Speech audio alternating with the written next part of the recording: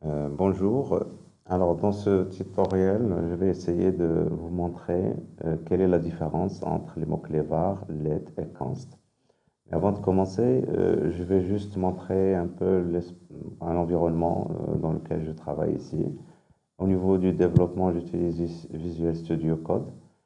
Et là, je suis dans un dossier qui s'appelle tuto.js dans lequel j'ai deux fichiers, index.html contient que la structure de base d'un document HTML et dans lequel j'ai attaché un script, le fichier qu'on a ici, JavaScript, dans lequel il y a que les commentaires que nous avons ici.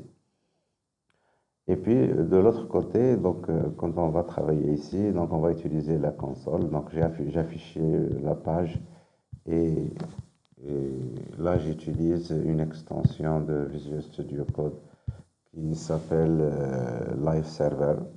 Et donc, je vous conseille de l'installer. Donc, ça vous permet de faire du live coding. À chaque fois que vous faites des modifications dans votre page, vous voyez ça dans le browser directement. Alors, avant de commencer, donc pour voir un peu la différence entre ces mots-clés, nous allons voir déjà est-ce que let et const sont pris en charge par les différents browsers. Et donc pour ça, on va aller dans le site Can I Use comme d'habitude. Et donc là pour let, donc qui vous permet de déclarer des variables dans le scope et au niveau du bloc, qui n'est pas le cas, donc on va le voir tout à l'heure, du mot-clé var. Et de la même manière, donc alors c'est pris en charge par pratiquement tout le browser, sauf Opera Mini et BlackBerry comme d'habitude. Et, et puis vous avez pour déclarer des constantes, alors vous avez là aussi, c'est pris en charge par tous les browsers. Donc il n'y a pas de problème. Alors maintenant, donc en règle générale, si let et const vont m'aider à écrire de mieux mes programmes ou mes scripts, donc je dois les utiliser et ne plus utiliser le mot-clé var. Alors juste avant d'aller donc plus loin, on va voir juste pour var quels sont les problèmes de var. Et donc ici, var, je déclare une variable var a, tout simplement. Et là, je fais console.log a. Là, jusque-là, il n'y a pas de problème. Donc, on va voir undefined puisque je ne lui ai pas affecté de valeur. Mais le problème, c'est que je peux continuer et puis déclarer une deuxième fois ma variable. Et là vraiment, c'est un problème. Je déclare une deuxième fois ma variable. Bien sûr, si j'affiche maintenant, je vais voir 34. Alors, la variable que j'ai déclarée ici, elle a écrasé complètement cette variable. Bien sûr, si j'écris quelque chose entre les deux ici, je fais là, console.log, et je fais A, on va voir qu'elle va m'afficher, bien sûr, undefined. Ou si je lui affecte une valeur, on va la voir ici. Mais c'est une mauvaise approche de programmation si vous déclarez deux fois la même variable. Alors, le mot-clé let, déjà, il corrige ce problème. Si vous utilisez let au lieu de var pour déclarer une variable, là, il ne va plus vous autoriser dans le même scope à déclarer deux fois la même variable. Et c'est ce que je fais maintenant ici. Je déclare A avec let et puis je le redéclare que ce soit avec let ou avec const ou avec var. Et bien là, il va pas accepter. Et donc, il va vous le dire ici, A has already been declared. Alors déjà, ça, c'est la première chose que let va corriger au niveau du même scope, hein, quand on est dans le même niveau de scope. La deuxième des choses, alors ici, juste pour const, en const, et donc si je fais ça, bien sûr, il y aura toujours une erreur, la même erreur. Là, parce que j'ai déclaré A comme une constante. Et puis après, donc je l'ai redéclaré. Donc ici, si je commente ça, là, il n'y aura plus de problème. Ici, A, c'est une constante. Et bien sûr, si vous faites A égale une nouvelle valeur, là aussi, il ne va pas être content. Il va vous dire que vous n'avez pas le droit d'assigner une valeur à une constante. Et ça aussi, ça va nous permettre de déclarer des constantes au niveau de nos programmes. Et c'est quelque chose de très intéressant au niveau de la programmation. Alors ça, euh, maintenant, la question des scopes par rapport à var et par rapport let. Alors ici, si j'utilise ici le mot-clé var, A, pour déclarer une variable, donc le scope ici dans lequel nous sommes ici, c'est le scope global. Et si vous créez une fonction f, eh bien à l'intérieur de la fonction f, vous pouvez déclarer autant de variables que vous voulez. Par exemple, là, ma fonction f, donc là, je vais déclarer une variable var a égale 6. Et là, je fais return a fois x. Alors ici, dans le scope ici de la fonction, j'ai deux variables. Il y a la variable x, il y a la variable a, qui sont à l'intérieur de ce scope. Et ces variables, ils sont connues à l'intérieur de ce scope. Et donc, on ne peut pas y accéder à l'extérieur. Donc, si je fais ici console.log x, là, il va me dire que x n'est pas connu. Mais bien sûr, si je lui dis console.log a, là, il va reconnaître la variable que j'ai dans le scope global. Maintenant, si à l'extérieur de ma, ou même ici à l'intérieur, donc je vais faire ici console.log a, et donc là, je vais loguer la variable que j'ai ici à l'intérieur. Et là, bien sûr, il faudra que j'appelle ma fonction. Et alors, on voit le console.log que j'ai ici, c'est ça. Et là, 56, c'est pour la variable 1. Donc ici, A, qui est à l'intérieur. Et bien sûr, ici, ça ne m'a pas affiché la variable qui est à l'extérieur. Ici, on dit qu'on a masqué, chez Dewin, on a masqué la variable à l'extérieur. Par contre, ici, si je commente ça, eh bien, on aura accédé à la variable qui est dans le scope parent. Et donc, le scope parent de la fonction ici, c'est le scope global. Alors, de la même manière, donc on peut créer des scopes à l'intérieur d'autres scopes. Et bien sûr, le scope pour le mot-clé var, c'est les fonctions. Et donc, je crée une fonction g, par exemple. Ici, et dans ma fonction g, je peux déclarer encore une variable a. Et bien sûr, ma variable a, si je lui donne par exemple true, eh bien, à l'intérieur de cette fonction, le a que j'ai ici va cacher, va masquer le a qui est là. Et bien sûr, donc ça masque tous les a qui est à l'extérieur. Et donc, on peut créer des scopes à l'intérieur d'autres scopes en utilisant les fonctions. Alors, pour le mot-clé var, le seul scope qu'on peut avoir, c'est le scope des fonctions. Et pour mieux le voir, donc ici, je vais garder ici var, et je vais faire ici juste une boucle pour qu'on le voit. Donc ici, je fais for i égale à, donc ici, je vais déclarer une variable i égale 0, point virgule, i est inférieur à 3, point virgule, i plus plus. Et à l'intérieur de mon bloc ici, qui est le bloc de la structure for, je vais faire console tout simplement .log et je vais loguer juste le i. Et en sortant de la boucle, je vais encore faire console.log et donc ici extérieur, à l'extérieur, donc je vais afficher le i. Alors ici on a déclaré le i dans le bloc, là on essaie de l'afficher à l'extérieur du bloc. Et donc l'exécution de ça, donc je vais juste enlever ça pour qu'on voit ce qui... Donc ici c'est juste f qui est exécuté. Et donc ici à l'intérieur de la boucle j'ai 0, 1, 2. Et à l'extérieur de la boucle j'ai 3. Et donc c'est la valeur qui m'a permis de sortir de la boucle. Et maintenant si je change le mot-clé var avec let, eh bien je vais créer un nouveau scope ici, au niveau de la boucle. Et donc le i n'est pas connu à l'extérieur de la boucle. Et vraiment, ça c'est très important parce que là, c'est comme si, alors quand vous faites une boucle ici, comme ça, dans la boucle, là, ça va tourner, dans notre cas ici, 3 fois.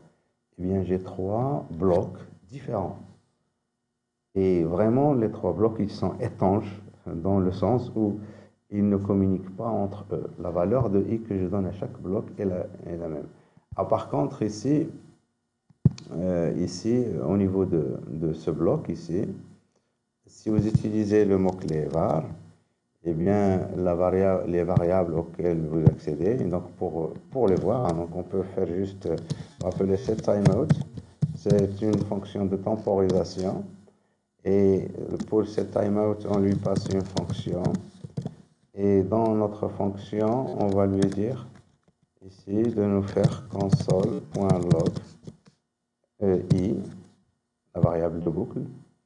Et ici, je lui dis de me faire ça chaque 200 millisecondes. Enfin, après 200 millisecondes. Bien sûr, les boucles ici, la boucle ici, ça va tourner très rapidement, les trois, mais l'exécution, ça va être retardé de 200 millisecondes. Et après, je vais afficher la valeur de i. Et donc, on voit très bien ici que ça nous affiche 3. Et même, on le voit après extérieur. Donc ça s'affiche avant l'exécution de tous les 3 set timeouts que nous avons ici. Alors ça, c'est vraiment l'une des aberrations, parce que JavaScript, avec JavaScript surtout, il est vraiment très bon au niveau de la programmation asynchrone.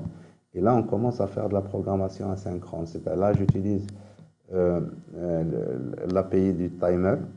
Et donc, je dis que je veux exécuter la tâche que j'ai ici. Je veux l'exécuter après 200 millisecondes. Eh bien, le fait de la programmer après 200 millisecondes, il ne faut pas bloquer l'exécution du code. Et donc ça va s'exécuter avant les 3 tours, enfin les 3 exécutions de la fonction que j'ai ici à l'intérieur. Mais le seul problème ici, c'est que i, c'est pas le i de la boucle. Alors maintenant, si vous changez ça et vous mettez ici let, là vous créez vraiment 3 blocs différents. Alors, qu'est-ce que c'est que ça? Et il y a un i quelque part. Voilà, donc c'est bien ça. C'est très bien, donc c'est ce que je veux montrer. L'erreur que nous voyons ici, là, le fait de mettre ici let, alors, le fait de mettre ici let, ça signifie que le bloc ici, c'est uniquement à l'intérieur de la boucle for. Et là, je suis en train d'essayer d'écrire, d'accéder à une variable i qui n'existe pas. Dans le scope dans lequel je suis ici, c'est le scope de la fonction.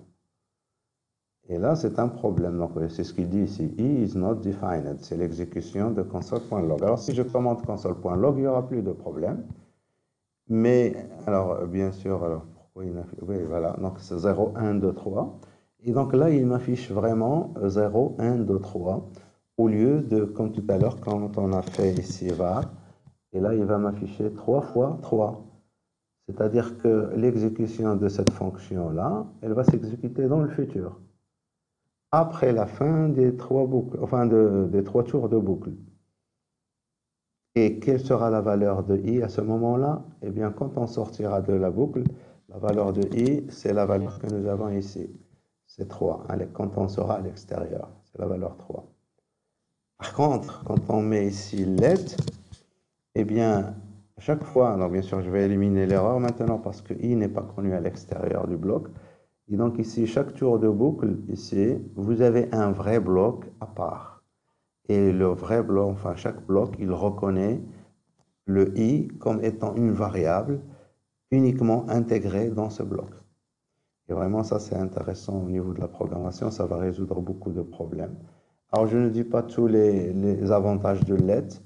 Les avantages de let, donc, bon, donc je vais me limiter à ça par rapport à let, const et var. Donc en conclusion, var, c'est vraiment à bannir. Avec let, donc on a la possibilité de créer plusieurs scopes à l'intérieur même d'une fonction. Et donc l'étendue des scopes, et donc on va prévenir d'écraser des variables accidentellement. Et puis en plus avec le mot-clé const, donc on peut déclarer des constantes. Et là on est sûr que notre variable va rester toujours constante.